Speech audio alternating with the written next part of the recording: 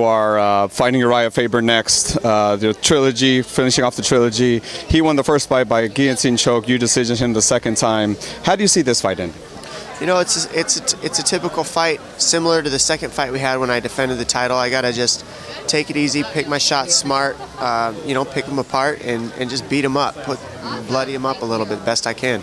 At the end of the Dillashaw fight, I think you had like a foot issue or something like that. It sounded like maybe that was an issue going into the fight. How's the foot now, and how's it feel? Yeah, it's constant rehab. You know, when you have little things here and there, you just stay on them. You know, it's doing better. I had to heal it up. I had some time. I had a few months, so I worked on that. Just kept working on building the body. Everything's feeling great. I can't wait to scrap. June 4th, it'll be nice. Out here in LA, too. That's the best part. I asked Uriah this past weekend, I told him your comments on UFC Tonight, how basically you said anyone who fights in the top 10, who keeps them standing, he loses the fight. Started rattling off names like McDonald, that he rocked him, he rocked Rafael Sunsao, rocked him, and he's like, the only person who doesn't rock anybody is Dominic Cruz. Yeah. What do you have to say to that, brother? Yeah, I mean, I definitely rock people. They're not going to admit it because they're all a bunch of tough guys, you know? Why would they ever admit something like that? But I know I hurt people. I know I hit hard. I know what I can do. I've definitely, you know, I've taken out top 5 guys, and when I fight top 5 guys, I show up and I win. Faber lets down his fans every single time he does that, so enough said with that. Just as an analyst, I'd like to get your take on a couple big upsets recently. First, Holly Holm versus Miesha Tate. Break down that fight for us. What happened there?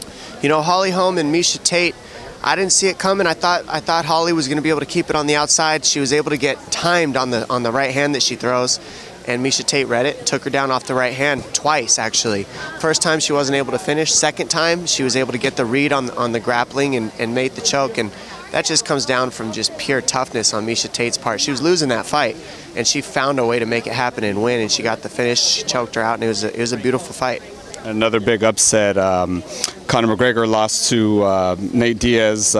Break down that fight for us. Yeah, I mean, well, you look at that and it comes down to toughness. A lot of the people that Conor fought before Nate Diaz were broken before they stepped into that cage mentally. Diaz doesn't really mentally break for anybody. So when you're facing somebody who's in there mentally and physically, it makes a different fight. Plus you got Nate, who's a little bit bigger, a little bit taller, take away a lot of the advantages of the power that Conor had, and you see the kind of fight that it can be.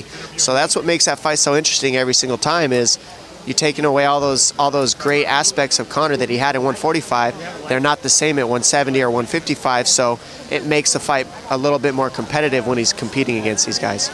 And one last question. I asked Michael Bisping who is the best pound-for-pound commentator the UFC has, and he obviously went with himself. He said that he's surprised. Right? He said that a lot of people have good analytics. He's like, but it's about entertainment. You got to entertain the people. So what do you have to say about that to your boy Mike? Yeah, Mike Bisping, man, he's a funny guy, and like you're saying, him saying that, you know, he's the best analyst, it's entertainment. It's funny. So I'm going to laugh at it and take it. Bisping, you're an entertaining guy, man.